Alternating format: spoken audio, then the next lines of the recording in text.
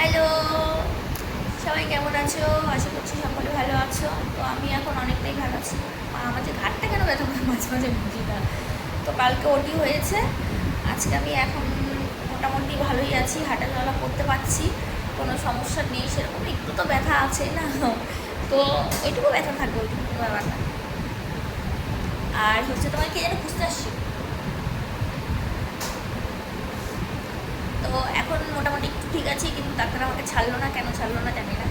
বলেছিলাম ছাড়ার কথা, আমাকে যেহেতু দুটো ডাক্তার দেখছে, একজন গলব্লাডারের জন্য দেখছে, একজন কি আলসারের জন্য দেখছে। তো যিনি গোপ স্যার, যার কাছে আর কি ওটি হয়েছে, তিনি ছেড়ে দিয়েছে, কিন্তু আরেকজন যে অভিষেক দে বলে যে স্যারটা আছে, যিনি গলব্লাডার না সরি কী বলে গ্যাস্ট্রাইটিসের জন্য দেখছে, মানে আলসারের জন্য দেখছে, সেই স্যার বলেছে না আজকে ছুটি দেওয়া যাবে না, আরও একদিন অবজারভেশনে রাখবো, তারপরে ছুটি দেবো। তো যাই হোক, থাকি, বরের টাকা ধ্বংস করছি আর কিছু না।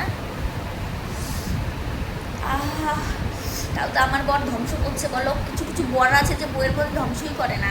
আমি খালি ভাবছি 3-4 দিন না, আজকে কয় তারিখ, 4-5-6 ওরকমই হবে, 6 তারিখ হয়তো বা। তো মানে কিছুদিন পরে, এই 10-11 দিন পরে আমার বার্থডে। তো বার্থডে আর কি সেলিব্রেট করবো, সব টাকা এখানে দিয়ে গেলাম, মানে বার্থডে আর হয় না, এমনিও বার্থডে হয় না আমাদের। তো যাই হোক, বর আমাকে একটা তো গিফট তো দিত, সেই গিফটও এখন আর দিতে পারবে না। বেচারা আর কিচ্ছু নেই, একদম বেচারা, একদম মানে কী বলবো, ভিখারি। আগে করেই ভিখারি ছিল, মানে যাও ভেবেছিল একটা গিফট দেবে, কিন্তু সেটা আর হলো না। সব গিফট আমার এখানেই, মানে কী বলবো, যে ফুটো ফুটো করেছে না, ওখান থেকে চলে গেছে। তো আমার, মানে আমি বুঝি না বাবু, প্রত্যেক বছর এই আমার জন্মদিনের আগে এইসব কেন হয়? প্রত্যেক বছর, এটা শুধু এই বছরের বলে কথা না, এর আগের বছরও জন্মদিনের আগে আগে নাকি পরে পরে নার্সিংহোমে ভর্তি ছিলাম আমি, একদিন পুরো 10,000 টাকা ভর্তি, ওটা তো কেউ জানেই না। হ্যাঁ, এই যে আজকে বললাম আমি। তো হচ্ছে মানে অ্যাকচুয়ালি কী বলো তো, ওই আমরা না ওই অত সিম্পাতি নিতে পারি না তো কারো থেকে।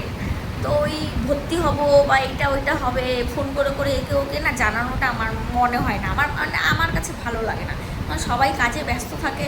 তো আমরাও চাই না কাউকে হ্যারাসমেন্ট করাতে, যদি প্রয়োজন হয় তাহলে জানাই, তাছাড়া কাউকে জানি না। আমার বড়রও ওরকম, মানে ওরকমই, আমিও ওরকমই, ওই ফোন করে করে হ্যাঁ আমি ভর্তি হয়েছি, আমার এই প্রবলেম ওই প্রবলেম, মানে ওগুলো না ইচ্ছা করে না, সত্যি ইচ্ছা করে না এইসব।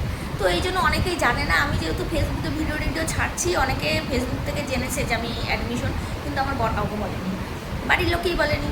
তো যাই হোক, ও চুল এত ডিস্টার্ব করছে না, কী ব্যাপার। দেখি আজকে আরেকটু এসির হাওয়া খাই, তারপরে কালকের থেকে বাড়িতে গরমে থাকতে হবে।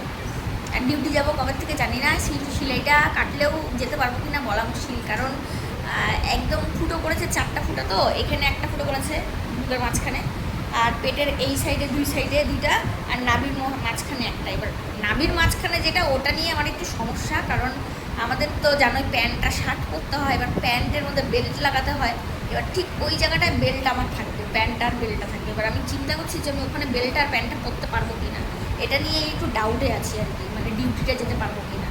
তাছাড়া তো এমনি কোনো ব্যাপার না, আমি আস্তে আস্তে হাঁটাচলা করতেই পারছি, আস্তে আস্তে হেঁটে হেঁটে যেতেই পারবো ডিউটিতে, খালি ওটাই আমার একটা সমস্যা হচ্ছে। যাই হোক, কারণ ভগবানের কাছে একটাই প্রার্থনা, যে আর যেন রোগ না হয়, বাবা অনেক টাকা খরচা হয়ে গেছে, আর আর রোগ হলে আমার বড় ট্রিটমেন্ট করতে পারবে না। ঠিক আছে, বাই বাই। সকাল সকাল অনেক বক বক করে ফেললাম।